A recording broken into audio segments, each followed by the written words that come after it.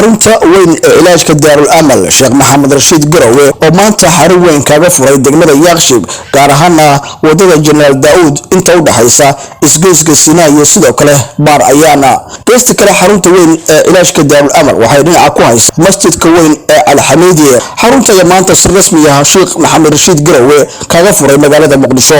xarunta ayaa noqonaysa xarunta shaqada oo Sheekhu ka furay magaalada Muqdisho isla markaana kamid ah xarumaha weyn ee ilaajinta ku yaala dalka Soomaaliya gaar ahaan Muqdisho Sheekhu ku takhasusay kuna aanbaxay sixir burinta iyo sidoo kale sixir saarista xarunta ayaa cid kastoo qabta xalmada ruuxiga ah sida isha jinka iyo sixirkaba laga daweynaya Allah ayaa wax daweeye tufta Sheekh Maxamed Rashiid Garowe ayaa Allah ku shaafiyay dad badan oo qaba xalmada ruuxiga ah sida isha iyo jinka Sheekh ayaa faa'iido ka bixinaya muhiimada maanta looga furay degmada Yaaqshib gaar ahaan wadada General Daawud inta u dhaxaysa isgoyska Sinaa iyo Baar Ayaan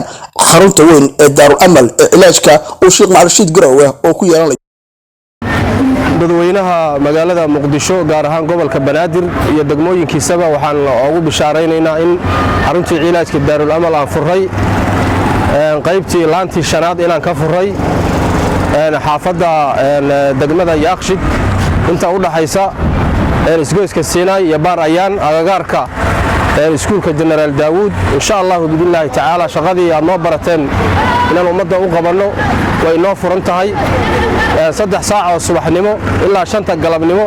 waa idin joognaa xaruntii halkan ay nooga furan tahay insha Allah billahi ta'ala ilaahay waxaan ka rajaynaynaa wixii xanuunsan in Allah uu shaafiyo wixii caafimaad qaba Allah uu ziyaadiyo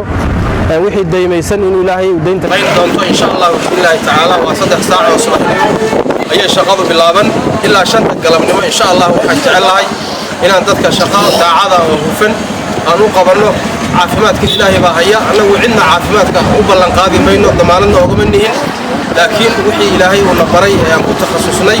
hadii ay tahay sixirka qaybihiisa hadii ay tahay jinka qaybihiisa hadii ay tahay xaasidka qaybihiisa ummadda ugu adeegno si hufan ilaahayna u barino